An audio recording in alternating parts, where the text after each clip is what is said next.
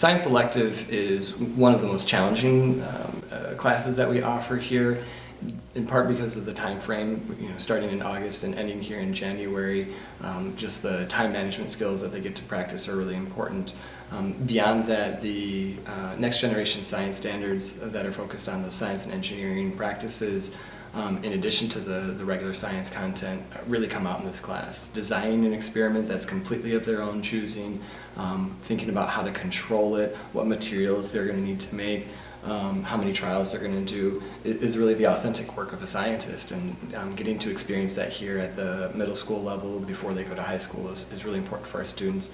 So I would read stories of science fiction and humans stuck on rogue planets after all the suns near that one supernova, and it would interest me because they would need to get heat and energy from black holes, and I wanted to know if it was real.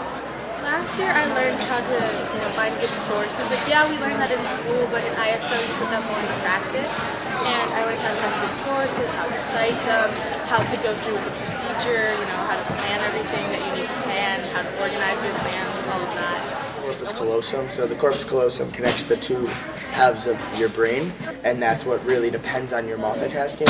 And I found out, which probably my biggest fact, was that females have a 26% larger corpus callosum than males.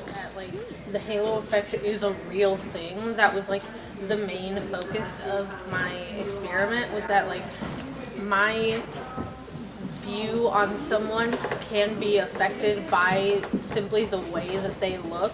It's kind of that whole don't judge a book by its cover, but you really are. Project? My project was the effect of time limits on test scores. So as long as a test, there's a reasonable time limit, the time limit does not really affect the test score.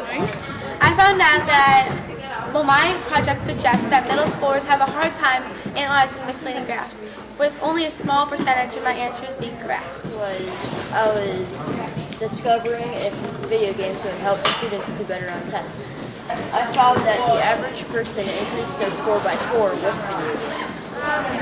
Well, my hypothesis was that when you were relaxed, you would do better on the test, but it was not supported. It turns out, actually, when you're stressed, it can give you a little extra edge, or just a push to do better, and you actually improve more. The stress group improved more. Well, I feel that I've learned that a huge experiment doesn't just come together in one day, that there's lots of different components, and there's all sorts of different things that you have to do, and that if you break it up into lots of different pieces, it really all comes together to form one really big experiment that can be successful. All of this writing won't come to you right away.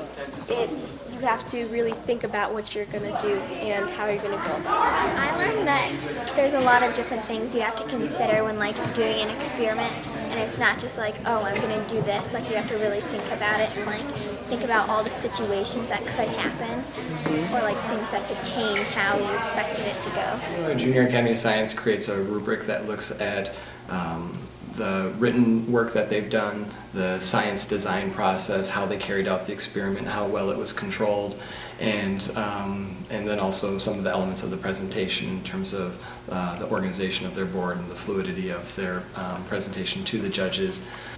Students that get a gold here at the local fair will move on to the regional competition in March.